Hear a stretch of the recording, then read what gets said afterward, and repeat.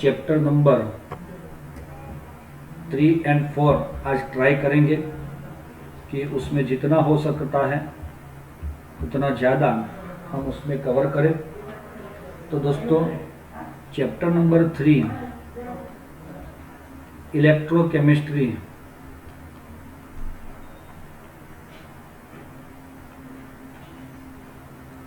मेरे ख्याल से इसमें जो ये पहला है इलेक्ट्रोकेमिकल सेल, उसको ओमिट किया हुआ है, लेकिन फिर भी हमें उसके बारे में समझना बहुत ज़रूरी है क्योंकि वही बेसिक चलता है।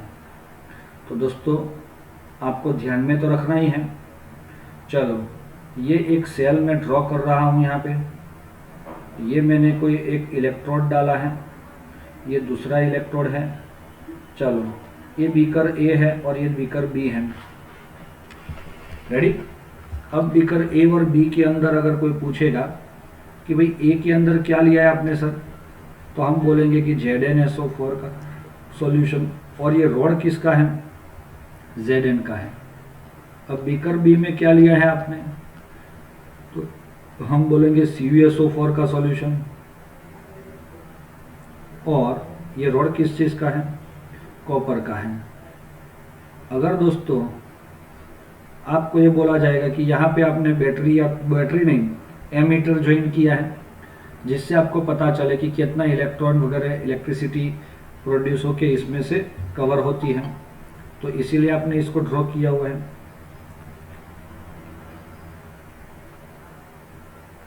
चलो, अब हम देखते हैं यहाँ पे कि भाई हम सबको पता है कि ये जो है वो लेफ्ट साइड वाला A मीन्स एनोड है और राइट साइड वाला C मीन्स कैथोड है। अब दोस्तों, एनोड और कैथोड की बात आ गई है तो मैं कुछ रिएक्शन भी लिखना चाहता हूँ। ये एनोड Zn है, तो Zn convert into Zn+2 plus 2 electron. तो दोस्तों, यहाँ पे मुझे कैथोड का रिएक्शन क्या मिलेगा, मतलब क्या हुआ, Zn जो है वो सॉल्यूशन में Zn2 प्लस गिराता है। उसी टाइम जो 2 इलेक्ट्रॉन ये प्रोड्यूस हुए, they move from anode to cathode. इसका मीनिंग क्या होगा कि भाई इलेक्ट्रॉन मूवमेंट कहाँ से कहाँ होगी? Electron move from anode to cathode, और करंट जो है, current pass from cathode to anode in this kind of situation. ये इलेक्ट्रॉन घूमते घूमते सीधे कहाँ चले जाएंगे? सॉल्यूशन में। लेकिन सॉल्यूशन में पहले से कौन था? Cu+2 and SO4-2। ये सॉल्यूशन में पहले से कौन था? Zn+2 and SO4-2। अब ये इलेक्ट्रॉन जो आए वो Cu के साथ जुड़ के Cu सॉलिड बना देंगे, जो इसके सरफेस पे डिपॉजिट होगा। यस और नॉट? ये जो इलेक्ट्रोड है उसके सरफेस पे वो क्या होता है? डिपॉजिट होता है। तो दोस्तों, ये Cu उधर चला गया, तो इसीलिए proportion of Cu is decreased in the cathode है, and also proportion of Zn+2 is increased in anode। तो यहाँ पे क्या हुआ? पॉजिटिव चार्ज हो गया, और यहाँ पे क्या हो गया? नेगेटिव चार्ज हो गया। सिर्फ एक ही बार ऐसे इलेक्ट्रॉन मूव हुए A to B, और फिर ये सारी प्रोसेस यहाँ पे स्टॉप हो गई दोस्तों।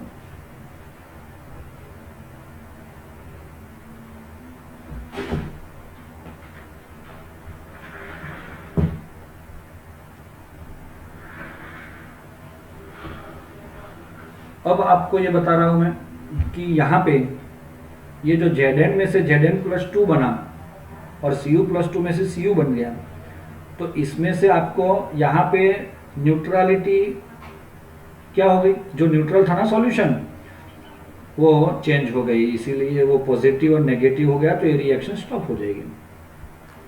अब ये रिएक्शन को आपको कंटिन्यू रखना है, तो आप क्या करते हो?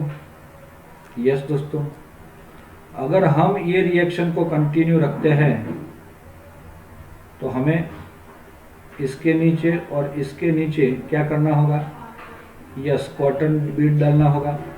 तो अब यहाँ पे ये सॉल्यूशन जो यू शेप ट्यूब है उसके अंदर NH4NO3 और KNO3 भरा जाता है। अच्छा ये क्या करता है पता है, इसमें जो एक्सेस था SO4-2, इसमें बी वाले बीकर में SO4-2 जो था वो ट्रांसफर होता है B2A, मतलब Cu वाले हाफ सेल से कॉपर जिंक वाले हाफ सेल की ओर जा रहा है। So current is pass through cathode to anode. चलो इसको हम हाफ सेल के लिए मैं बताता हूं। हाफ सेल का क्या मीनिंग होता है, जब आपने ZnSO4 का सॉल्यूशन लिया है और उसके अंदर ये Zn का रोड आता है, तो आप क्या बता सकते हो, Zn salt standing line Zn+2, we can represent this cell like this. और यहाँ पे मैं बता रहा हूँ कि how to represent half cell.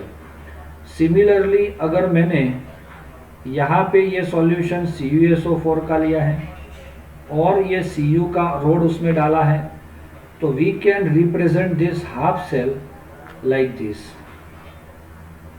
क्योंकि ये हाफ सेल है। हाफ सेल को ऐसे ही रिप्रेजेंट किया जाता है। अगर मैं इन दोनों को एक दूसरे के साथ अटैच करके ये वाला सेल बना देता हूँ, दिखाई दे रहा है ना ये वाला, यस, तो क्या होगा कि भाई मेरा यहाँ पे Zn जो है वो एनोड है, तो मैं उसको लेफ्ट हैंड साइड पे लिखूंगा।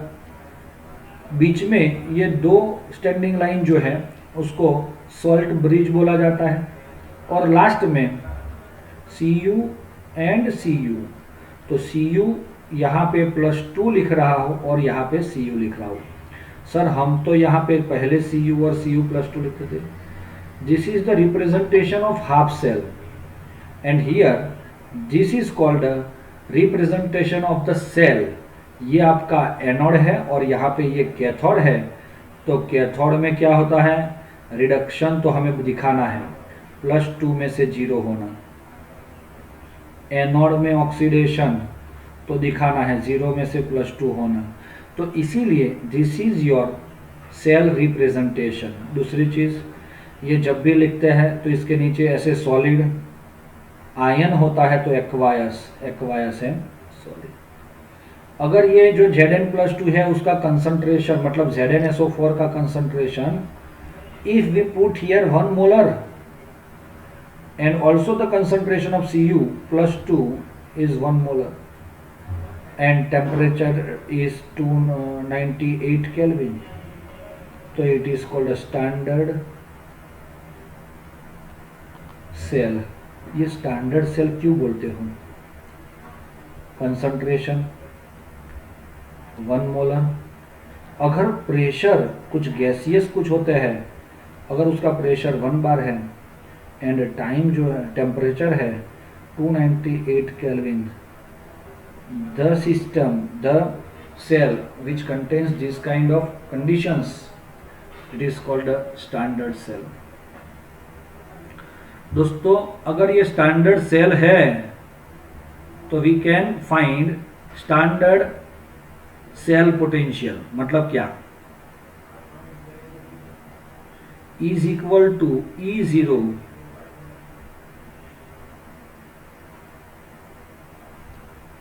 Right minus E0 left. ऐसा आप लोगों ने फॉर्मूला कहीं पे देखा है।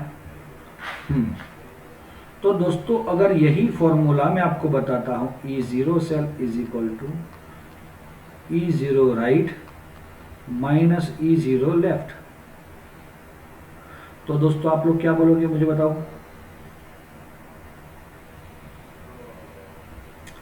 यस, राइट का मतलब क्या होगा, मतलब इज दिस कैथोड, और लेफ्ट का मतलब क्या होगा, इट इज एनोड। और यहाँ पे ये दोनों का हमें रिडक्शन पोटेंशियल ही समझना है। For this cell Zn plus two salt bridge, Cu plus two Cu। अगर ये सेल है आपके पास तो राइट हैंड साइड पे Cu plus two Cu, E0 Zn plus two Zn, E0 cell is equal to, we can write this formula। दोस्तों ये जो है उसको क्या बोला जाता है, जीरो का मीनिंग हो जाता है स्टैंडर्ड सेल, ई का मतलब हो जाता है potential.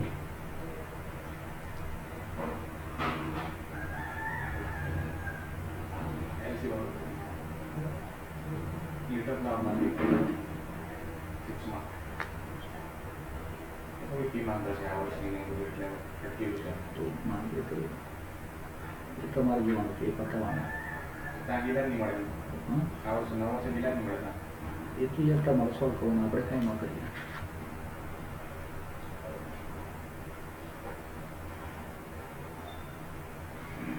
Standard reduction potential of Cu, it is called a standard reduction potential of Zn। तो कुछ समझ में आ रहा है बेटा आपको? तो ऐसे इसको कहा जाता है। और अगर आप EMF सीरीज देखोगे इलेक्ट्रोमोटिव फोर्स वाली, तो आपको पता चलेगा कि the value of Cu plus two Cu is plus and Zn has it is minus 0.76। E0 reduction of Cu plus 2 Cu is equal to 0.34 volt and E0 Zn plus 2 Zn minus 0.74 volt। तो दोस्तों इससे क्या मिला आपको, minus plus 0.76, तो ये मिल जाता है 1.1 volt. E0 cell is equal to, इसीलिए आपने शायद देखा होगा इसके अंदर कि आपको ये बताया है कि अगर E0 सेल अगर इतना है 1.1 वोल्ट, तो यहाँ पे बैटरी भी जुड़ी है। देखा है आपने? देखो आपके फिगर 3.1 में देख सकते हो कि अगर आपने वोल्टेज दिया ग्रेटर देन 1.1 तो ये रिवर्स जाएगा रिएक्शन, मतलब यहाँ से यहाँ जाएगा, क्योंकि जो इलेक्ट्रॉन यहाँ से यहाँ जा रहे हैं एनोड से कैथोड, उसकी जगह क्या होगा Cu2 Zn and current anode to cathode. चलो समझ में आया? अगर लेस देन 1.1 वोल्ट करोगे, अगर ये 1.1 से तो ये स्टेबल है, वो तो मतलब क्या है, वो इक्विलिब्रियम में है। लेकिन अगर आपने इससे ज़्यादा कर लिया तो ये कौन से साइड जाएगा, anode to cathode. Less than में एनोड टू कैथोड ही जाता है इलेक्ट्रॉन्स, एंड करंट जो है वो कैथोड टू एनोड जाएगा। समझ में आया? तो वही चीज़ है यहाँ पे कि ये हमने ये फाइंड किया है।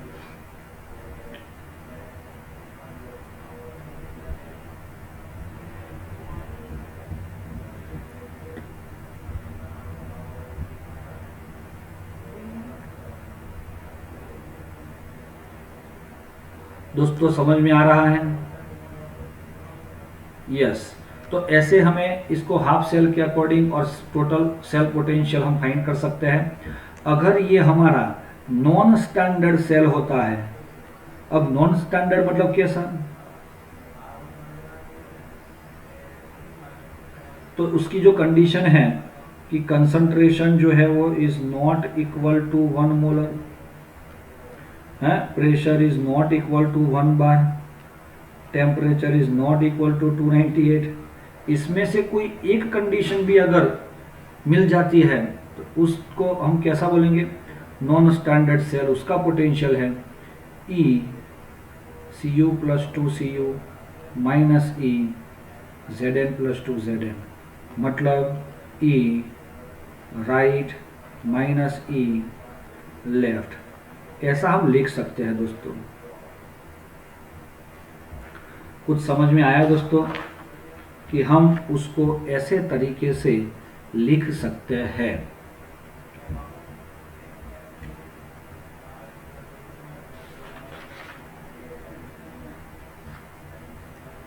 अब हम दिखा रहा हूं मैं एक चीज कि सर आपका कॉपर जो है Zn प्लस टू Zn का स्टैंडर्ड रिडक्शन पोटेंशियल -0.76 वोल्ट है। E0 Cu plus two Cu का जो है वो 0.34 वोल्ट है। E0 Ag प्लस Ag का है 0.80 वोल्ट। अगर मैंने ये दोनों का सेल बनाया तो मुझे पता है कि Zn क्या बनेगा, एनोड, और Cu क्या बनेगा, कैथोड। अगर मैंने ये दोनों का सेल बनाया तो Cu एनोड बनेगा और Ag कैथोड। तीसरा ऑप्शन, अगर मैंने ये दोनों का सेल बनाया तो Zn जो है वो एनोड और Ag जो है वो कैथोड बनेगा। तो दोस्तों ये तीन सेल हमने बनाए, तो उसमें एनोड और कैथोड कौन कौन बनेगा वो हम ऐसे डिफाइन कर सकते हैं। चलो रेडी दोस्तों, एक और भी है यहाँ पे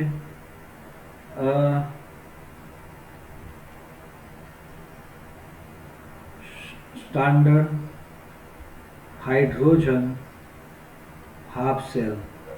दोस्तों हाइड्रोजन हाफ सेल की बात अगर पूछी जाती है हमें तो उसके लिए हमें एक फिगर तो समझना होगा ना।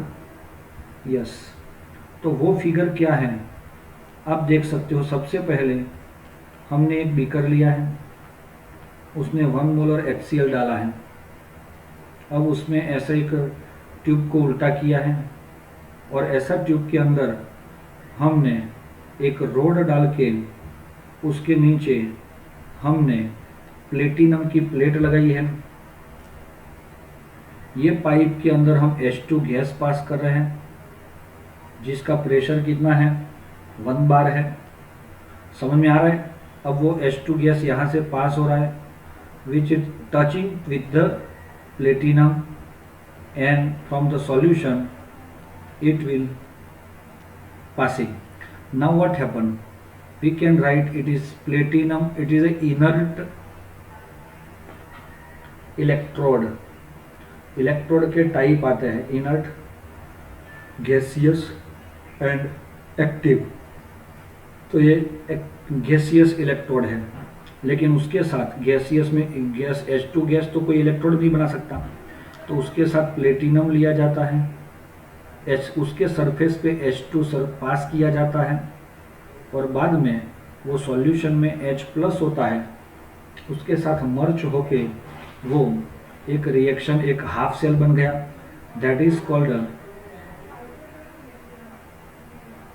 Hydrogen half cell. क्या हुआ ये? Hydrogen half cell. दोस्तों मेरे ख्याल से आपको समझ में आ गया होगा। अब अगर ये हाफ सेल ऐसा है दोस्तों, इसका E H प्लस H2 कितना है 0.0 वोल्ट। अच्छा, रिडक्शन पोटेंशियल इतना है तो ऑक्सीडेशन पोटेंशियल कितना होगा? सर ऑक्सीडेशन पोटेंशियल हो या reduction potential, both are equal and opposite direction, opposite sign. तो यहाँ पे 0 है तो ये 0 भी रहेगा ऑक्सीडेशन में भी और रिडक्शन में भी। अब हम बता रहे हैं, मैंने यहाँ पे Zn वाला रखा है हाफ सेल, ZnSO4। दोस्तों इसका जो है वो 0.66 माइनस है और इसका 0 है, तो ये दोनों में बड़ा कौन है? अगर आप हाइड्रोजन हाफ सेल को जिंक के साथ अटैच करोगे तो वो आपका एनोड बनेगा और ये आपका कैथोड बनेगा। अगर आप इसी तरह इसको किसके साथ, कॉपर के साथ करोगे, क्योंकि उसका है 34, वो इससे बढ़ गया, तो कॉपर क्या बनेगा? कैथोड और ये एनोड बनेगा। तो जिंक के साथ हम क्या लिख सकते हैं? Zn+2 salt bridge. अब यही फॉर्मूला आपका अगर कैथोड बनता है H+H2PT बनेगा। क्या बनेगा? H plus H2Pt।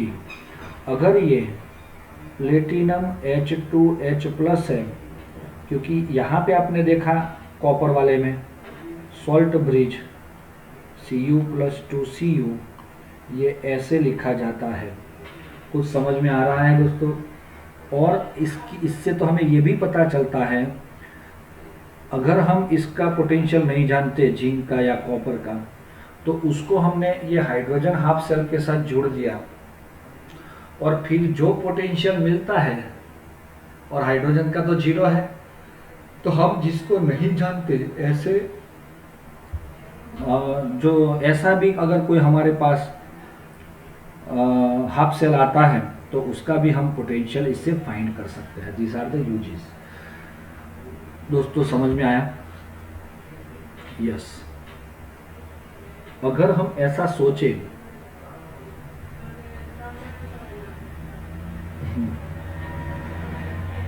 PtH2H plus, similarly PtBr2Br minus, होता है ना, ऐसा लिख सकते हैं। H2 नहीं, H plus plus electron gives H2। तो सिमिलरली यहाँ पे क्या करवाओगे आप लोग? रिडक्शन ही करना है मुझे। Br2 में से Br माइनस बना, तो हम इलेक्ट्रॉन यहाँ पे डाल सकते हैं, ले सकते हैं दोस्तों। तो डियर स्टूडेंट्स, ये कैथोड का रिएक्शन हुआ।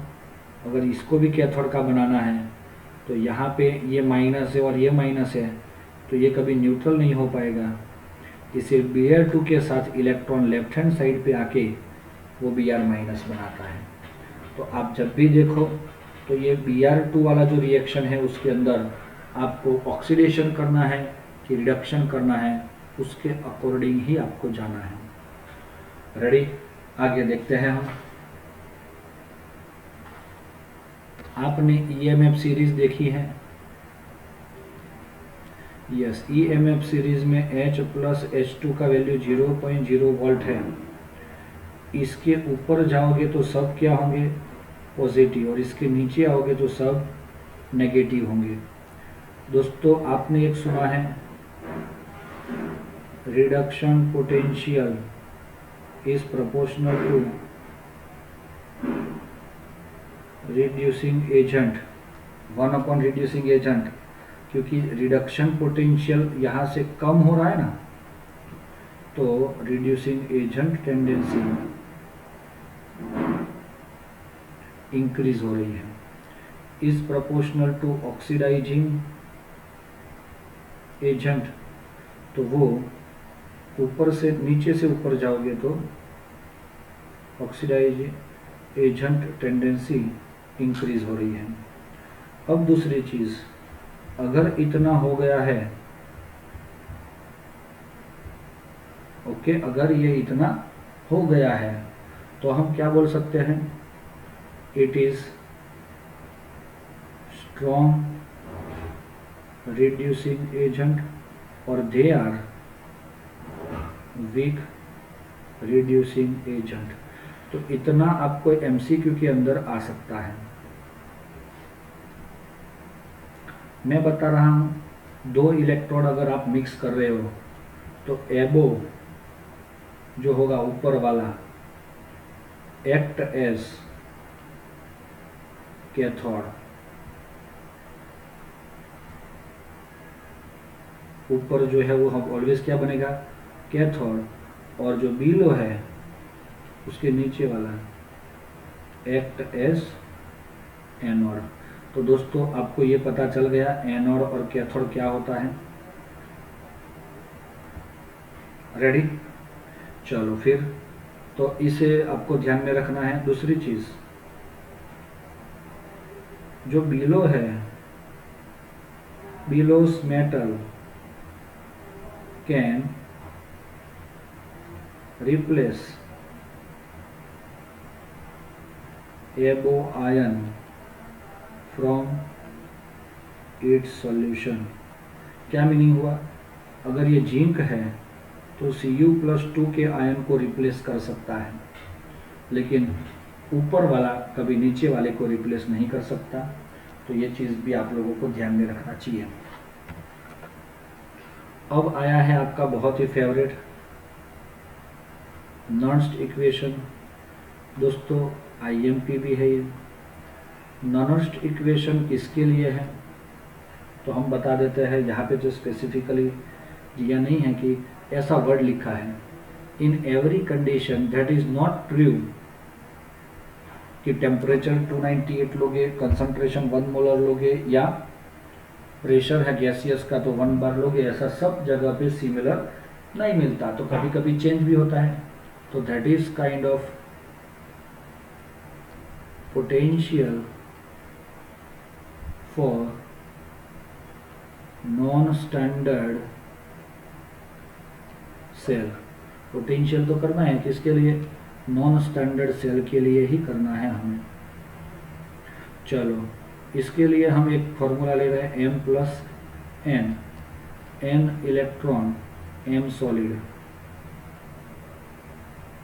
चलो इसका हाफ सेल हम लिख रहे हैं यहाँ पे E M+M is equal to E0 M+M minus RT/NF log concentration of M। यही रिएक्शन में ये प्रोडक्ट अपॉन रिएक्टेंट आएगा लास्ट में। अगर दोस्तों M+N M 2.303 RT/NF log 1/M+N, क्योंकि concentration of pure metal is a constant because its density is constant, so we can put here value 1. The value of 2.303 RT/F at 298 Kelvin temperature, 2.303 RT/F 0.059. so E M+M is equal to E0 M+N 0.059 upon N log M+N। तो दोस्तों अगर हम ये कर सकते हैं यहाँ से ऐसे, तो क्या मिला दोस्तों हमें,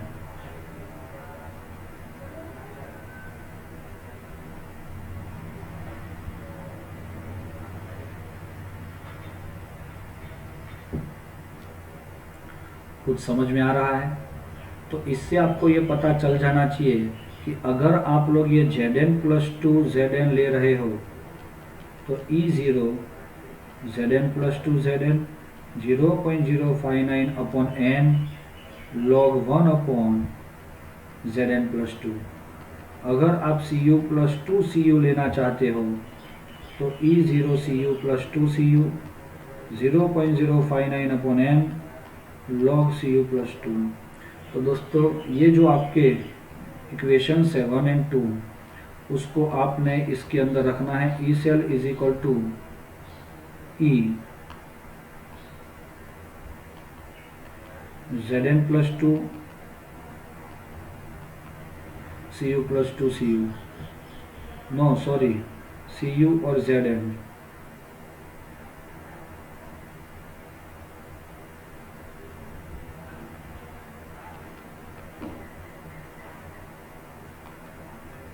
ये दोनों वैल्यू इसके अंदर रख दो, तो फाइनल फॉर्मूला आपको कैसा मिलता है, E cell is equal to E0 cell 0.059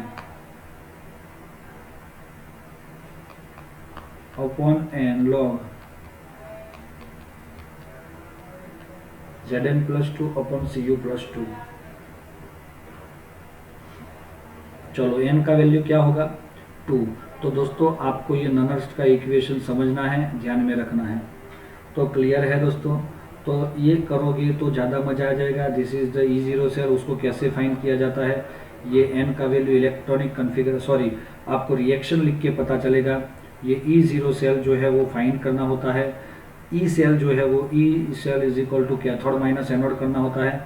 ये दोनों का रिएक्शन के ऊपर से आप कर सकते हो। किसी भी रिएक्शन को आप ऐसे कर सकते हो, Na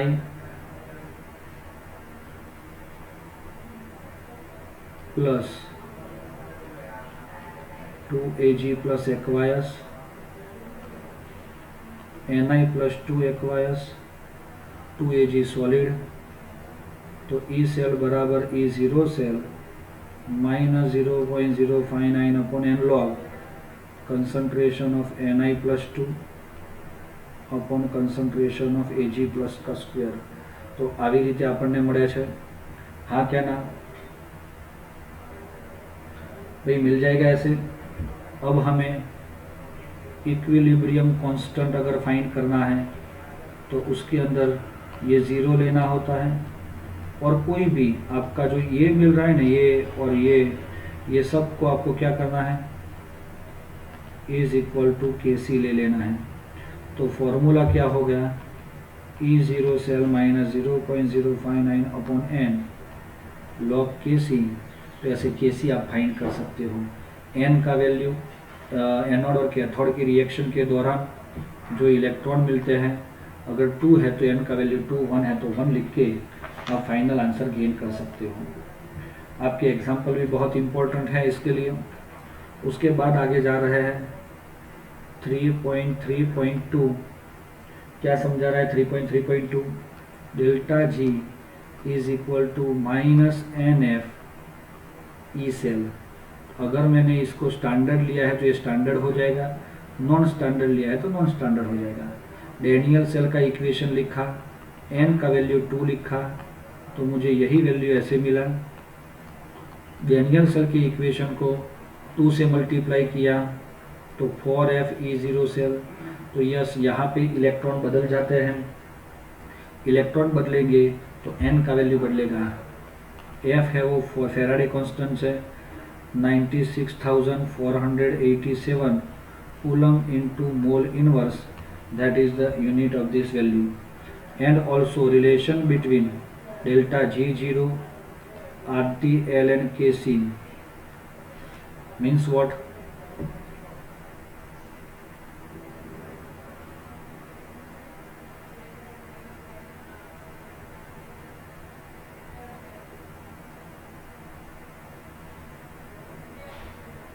तो अगर हमारे पास इसको -2.303 RT log Kc, ये फॉर्मूला आपको याद रखना है। एक ये फॉर्मूला आपको याद रखना है, ननर्स्ट का इक्वेशन याद रखना है। बस इतने से आपका काम तमाम हो जाएगा। आपको एग्जांपल 3.4 सिंपली मैं बता देता हूँ। Calculate the potential of hydrogen Intex के अंदर है, इंटेक्स। देखो सॉल्यूशन, देखो pH कितना है, 10 है, तो आपको पोटेंशियल मांगा है। बहुत इंपॉर्टेंट सवाल है ये। What is the concentration of H plus if pH is 10? It is 10⁻⁻10। हाँ, minus log H3O plus is equal to 10, log H3O plus is equal to -10। H3O plus log उस साइड चला जाएगा, 20 लॉग बनेगा, लेकिन सीधा 10 का पावर में भी ले सकते हैं हम, तो ये इतना मिल जाता है। अगर हमें ये हाफ सेल की ही बात है तो हम रिएक्शन लिखते हैं। अब लिख रहे हैं E H प्लस 1/2 H2 बराबर E0 H plus 1/2 H2 0.059 upon N H plus. ये मैं ऊपर ये भी लिख सकता हूँ, H2 का PH2 उसका 1/2, लेकिन इसका प्रेशर नहीं दिया, हम 1 बार ले लेते हैं। अब सारी चीज़ है आपके पास। चलो, इसका वैल्यू कितना है 0.0, इसका value N is equal to 1, H plus कितना है 10⁻⁻10। तो आप अगर करोगे तो 0.059 अपॉन 1 अपॉन 10⁻⁻10, 10⁻+10 अगर ऊपर आएगा तो ये 10 इधर चला जाएगा, log 10 का वैल्यू 1 हो जाएगा। ये दोनों का अगर आप समेशन करोगे तो मल्टीप्लिकेशन, तो 0.059 वोल्ट हमें मिल जाता है। तो ऐसा करना पड़ेगा आपको। सिर्फ आपको ये चीज़ दिमाग में रखो, बाकी कैलकुलेशन नॉर्मल है। ये फॉर्मूला दिमाग में रखो, बाकी उसके अंदर वैल्यू आपको सब अपने तरीके से लिखनी है। जब स्पेसिफिकेशन नहीं दिया होता है तो हमें रिडक्शन पोटेंशियल ही फाइंड करना है। अगर स्पेसिफिकेशन में उसने दिया है तो ही हम ऑक्सीडेशन पोटेंशियल फाइंड करेंगे। सेकेंड वाला एग्जांपल देखो, उसमें भी यही है। 3.5 के अंदर E cell is equal to E zero cell 0.59/n log, reaction भी दिया हुआ है Ni+2 Ag+2 का स्क्वायर। आपके पास इसका कंसंट्रेशन है 0.160, इसका है 0.002, n का वैल्यू 2 है, E0 सेल दिया हुआ है 1.05, ई सेल फाइंड कर सकते हो। सिमिलर अगर आपको 3.6 समझना है तो आपको ये दोनों फार्मूला दिमाग में रखने होंगे, formula number 1 and formula number 2। तो ये दोनों को पहले आपके पास क्या दिया हुआ है, गिब्स एनर्जी फाइंड करनी है। E0 सेल है तो ये E0 सेल दिया है 0.2369648 ले लो। n का वैल्यू इसके अंदर 2 इलेक्ट्रॉन का एक्सचेंज होता है कि 6 का, जो होता है उसके अकॉर्डिंग 2 ही का ही होता है, तो 2 ले लो। तो आपका फार्मूला में पूरी आंसर इससे ये मिलेगा। यही डेल्टा जी इसमें रख लो सेकंड इक्वेशन में, और उसमें r का वैल्यू कितना लोगे, जूल में चाहिए तो 8.314 ले लो ना। टेम्परेचर तो दिया हुआ है 298 केल्विन, और लॉग केसी से केसी फाइंड करना है, तो ऐसा कर सकते हो। चलो 3.4 जो है पॉइंट, कंडक्शन का पूरा पॉइंट हमारा ओमिट किया हुआ है।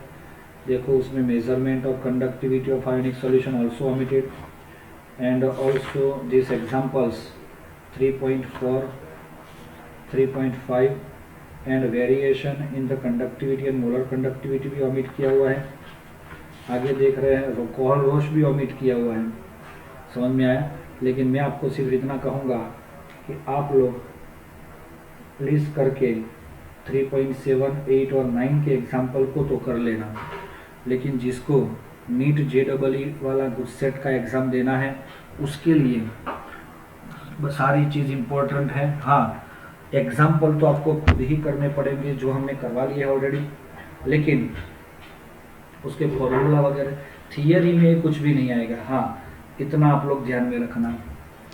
अब हम देख रहे हैं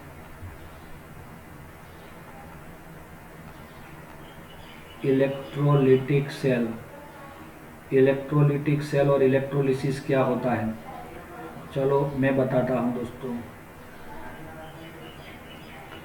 बीकर है, बीकर के अंदर हमने कोई सॉल्यूशन लिया है, और यहाँ पे एक इलेक्ट्रोड और ये दूसरा इलेक्ट्रोड। समझ में आया? मैंने इसमें पानी लिया था। क्या लिया था? पानी। और पानी में 2-3 ड्रॉप H2SO4 डाला। क्या डाला? पानी में 2-3 ड्रॉप H2SO4 डाला, और इसीलिए ये हो गया एसिडिक वाटर। तो ये एसिडिक वाटर जब भी लेते हैं हम, तो H2O यहाँ पे तो है, H+ भी है, लेकिन बहुत कम होता है। तो अब ये एनोड है और ये कैथोड है, हमें इसके साथ बैटरी को जोड़ना पड़ता है, तभी जाके ये रिएक्शन होता है, और पानी का ही इलेक्ट्रोलिसिस होगा। पानी का इलेक्ट्रोलिसिस एनोड पे जाएगा, तो एनोड गिव्स ऑक्सीडेशन। तो ऑक्सीडेशन होगा पानी का, तो आपको दिखाई दे रहा है H2O में से O2 बनना, मतलब हाइड्रोजन रिमूव करना, it is oxidation, and hydrogen is remove in the form of H+, and also electron will be emitted. अब कैथोड वाला reaction, also water react with the cathode. Cathode पे reduction होता है, electron left hand side पे आता है। आपको बताओ एनोड ऑक्सीजन रिमूव होके H2 बन गया, तो ये क्या बना, OH माइनस। तो दोस्तों ये रिएक्शन है। ये रिएक्शंस के अंदर अगर आप देखोगे तो पूरा एनोड और कैथोड के अकॉर्डिंग हमें यहाँ पे O2 मिला और यहाँ पे H2 मिला। आपको इसका प्रिंसिपल पता है, electrical energy to chemical energy. हाँ दोस्तों, तो यहाँ तक आपको समझ में आया। तो ये एनोड कैथोड का रिएक्शन हुआ। सिमिलरली मैं यहाँ पे क्या ले रहा हूँ, देखो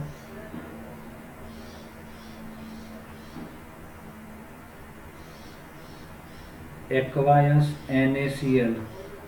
एक्वायस का मतलब होता है NaCl का कंसंट्रेशन बहुत कम होना, डाइल्यूट।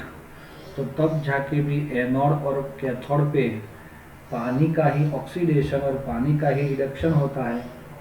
इसीलिए रिएक्शन तो सिमिलर लाइक दिस, ऐसे ही होंगे।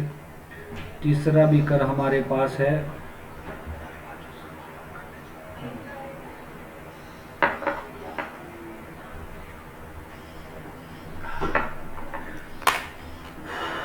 चलो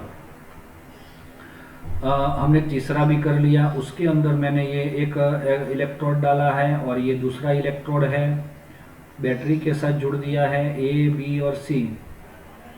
आपको इंतज़ारी है सर इसमें क्या ले रहे हैं, concentrate NaCl, Na plus Cl minus NH2O।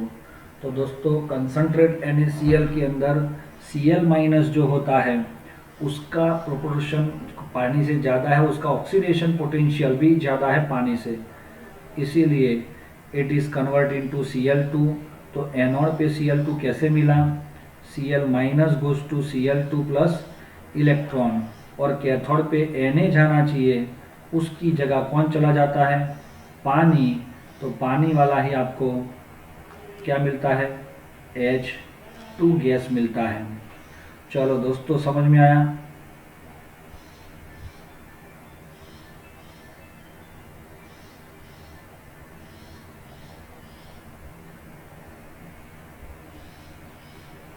Anode, battery, cathode. तो अगर एक तीसरा, ये बढ़िया सा तीसरा सॉल्यूशन आया, आपको मैं दे रहा हूँ मोल्टन NaCl। अच्छा, मोल्टन में पानी वगैरह होता है तो कभी नहीं होता। तो ये पॉजिटिव है और ये नेगेटिव है, सब में पता है ना, एनोड पॉजिटिव कैथोड नेगेटिव। इसीलिए negative ion is goes to anode and convert into Cl2, Cl minus Cl2 plus electron, and this positive ion goes to negative electrode, get the reduction and gives the sodium. तो यहाँ पे sodium metal मिली। तो सब जगह पे हम क्या कर रहे हैं, इलेक्ट्रिसिटी पास कर करके यहाँ पे हम केमिकल्स प्रोड्यूस कर रहे हैं। और भी दोस्तों एक चीज़ आपको शायद ध्यान में भी होगा, जब कॉपर का प्यूरिफिकेशन करना होता है तो उसमें एनोड मड होता है, मड पता है ना। और उसको बोला था हमने कुछ कॉपर के साथ अगर ऐसा कचरा कुछ भी है, एनोड, बैटरी, कैथोड के अकॉर्डिंग मैंने इसमें सॉल्यूशन लिया है CuSO4 कंसंट्रेट, और इसमें एनोड पे भी कॉपर, कैथोड पे भी कॉपर, लेकिन एनोड वाला जो है वो इम्प्योर है क्योंकि ये मड है। धीरे धीरे ये Cu में से Cu+2 इलेक्ट्रॉन बन रहा है, तो ये कैसा था, इम्प्योर। तो ये Cu+2 जो था वो भी इलेक्ट्रॉन गेन करके Cu में कन्वर्ट होता है और यहाँ पे चिपक जाता है, तो ये बना प्योर।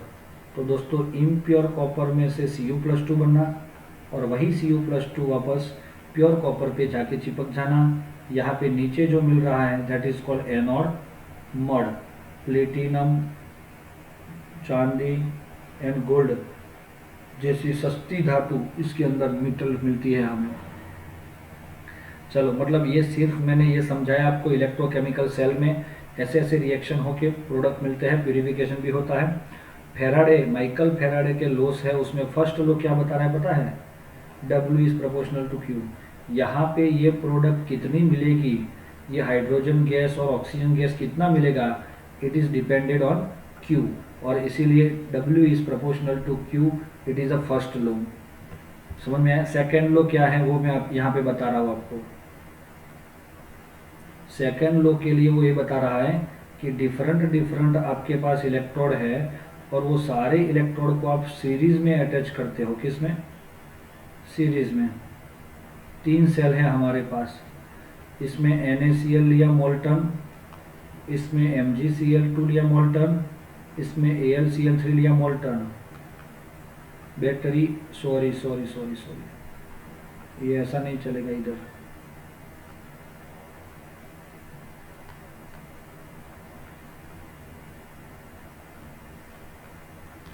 चलो, अगर हम इसको सोच रहे हैं कि ये कॉमन बैटरी होती है इसकी, और ये सब लोग एक दूसरे के साथ सीरीज में जुड़े होते हैं, ये सब में मैंने सॉल्यूशन भरा है। इसमें पॉजिटिव आयन Na+ है, Mg+2 है, Al+3 है। जब ये सीरीज में जुड़ा जाता है, Na++ इलेक्ट्रॉन गिव्स Na,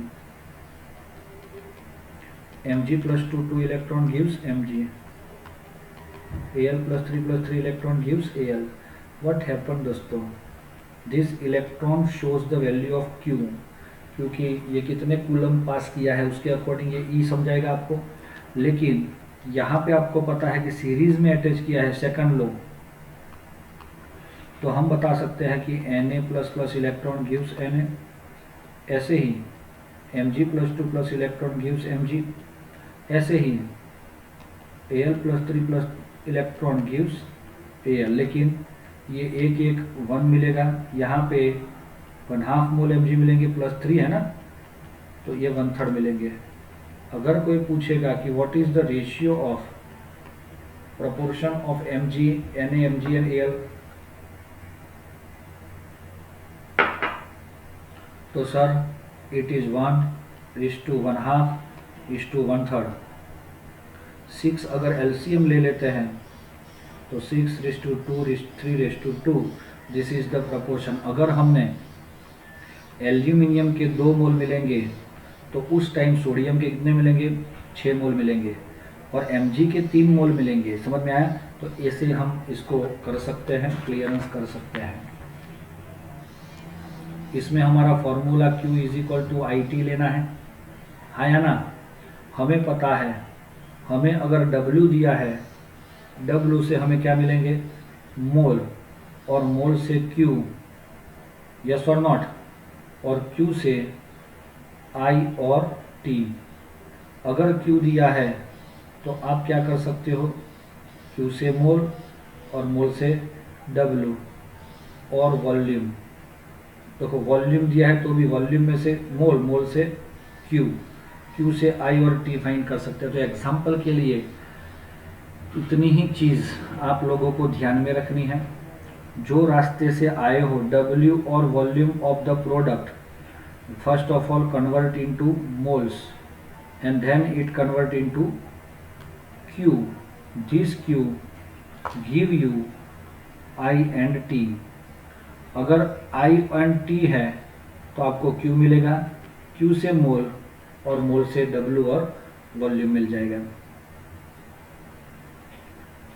आपको इधर देख समझ में आ रहा है, प्रोडक्ट्स ऑफ इलेक्ट्रोलाइसिस।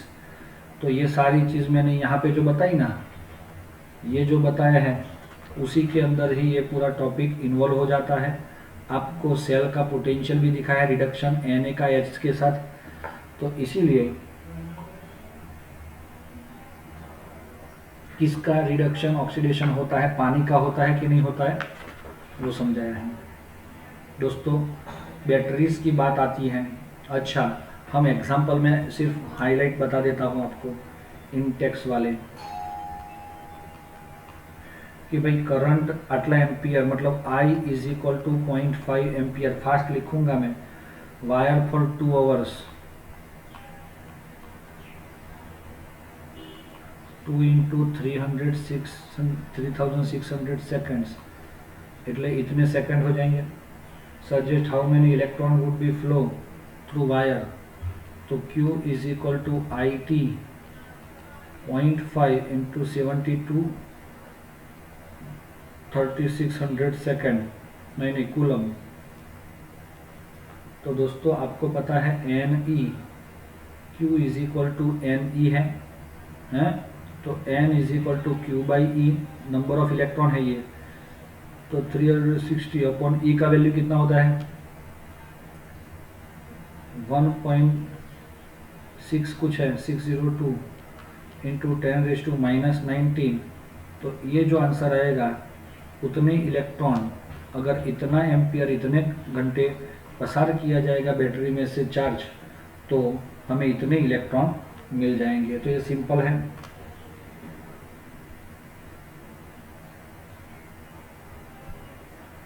फिर यहाँ पे भी देखो, ये बहुत बढ़िया क्वेश्चन है 3.12, बहुत इंपॉर्टेंट, MCQ के लिए भी आ सकता है। ये पूरा रिएक्शन है आपके पास, Cr2O7-2 14H plus and 6 electron to Cr plus 3 plus 7H2O। तो क्या मिला दोस्तों हमें, what is the quantity of electricity is coulomb needed to 1 mole reduce 1 mole. दोस्तों अब बात यह है कि इसका ऑक्सीडेशन नंबर +6 है और इसका +3 है, लेकिन ये 2 है, ये +12 और ये +6 हो जाएगा। तो इसीलिए आपने क्या किया कि इसको रिड्यूस करने के लिए इलेक्ट्रिसिटी मतलब Q 6 इलेक्ट्रॉन, 1 मोल को करने के लिए 6 इलेक्ट्रॉन, और 1 मोल ही पूछा है ना, तो 6 फेराडे हो जाएगा, 6 × 9 6500, इतना कूलम आंसर आएगा आपका। समझ में आ रहा है, सीधी सी बात है। फिर बैटरी वाला टॉपिक, फ्यूल सेल वाला टॉपिक और कोरोजन वाला टॉपिक ओमिट किया हुआ है, शायद आपको पता होगा।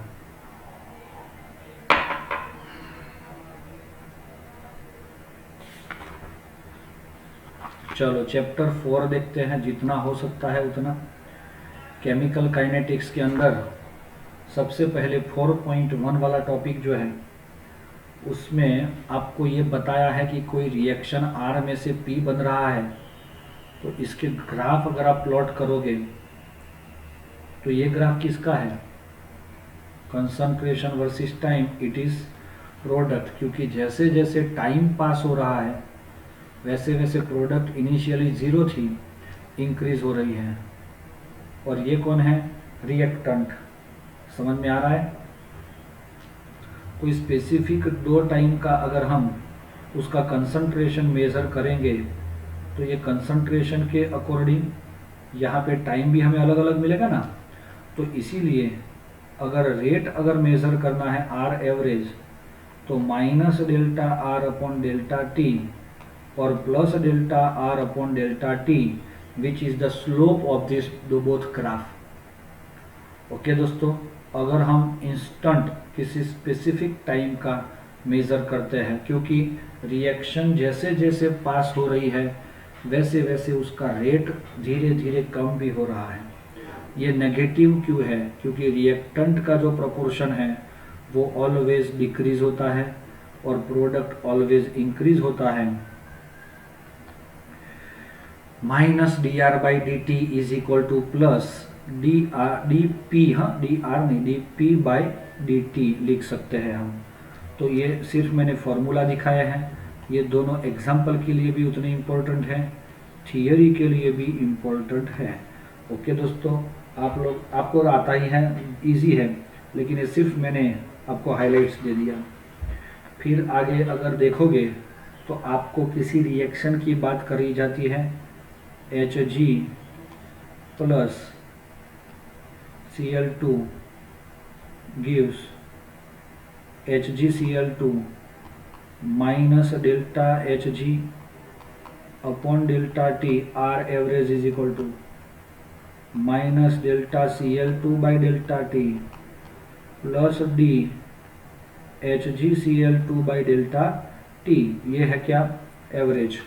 अगर एक और रिएक्शन हम लिखते हैं इधर, तो तो भी हमें ज़्यादा समझ में आएगा। 5 Br minus plus BrO3 minus plus H plus gives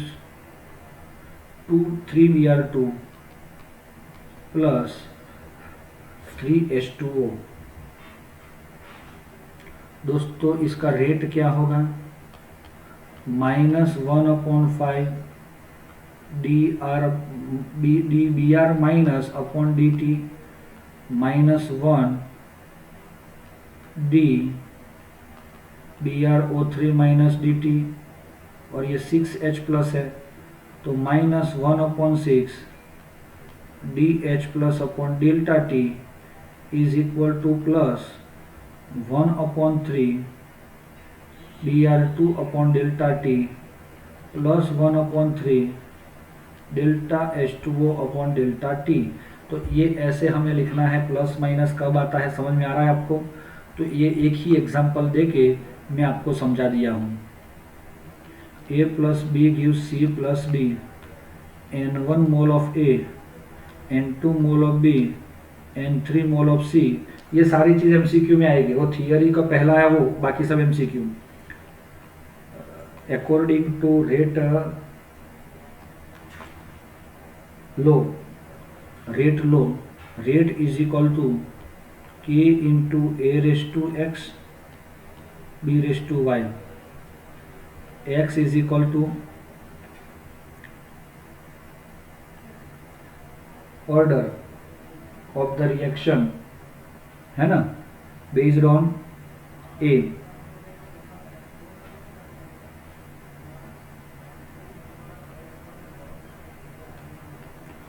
y means what? Order of reaction based on B।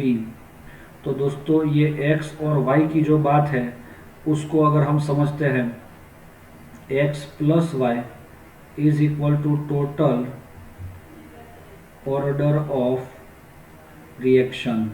किसी भी रिएक्शन को आप ऐसे, it is not dependent on moles. अब रिएक्शन की बात आ रही है तो ये समझ में आया बेटा आपको? यस, ये याद रखना, unit of K is equal to concentration raise to 1 minus m into time inverse, second inverse. समझ में आया? तो that is called unit of K। बहुत इंपॉर्टेंट MCQ है ये। उसके बाद आपका टेबल 4.3 भी अच्छे से करना, तो भी MCQ उसमें से समझ में आ जाएगा। एक टॉपिक आ रहा है मोलेक्युलरिटी,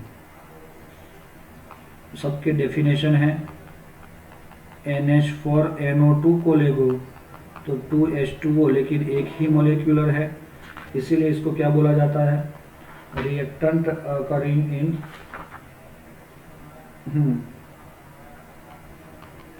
यूनिमोलेक्यूलर। अगर 2HI का रिएक्शन करोगे H2 plus I2 bimolecular NO plus O2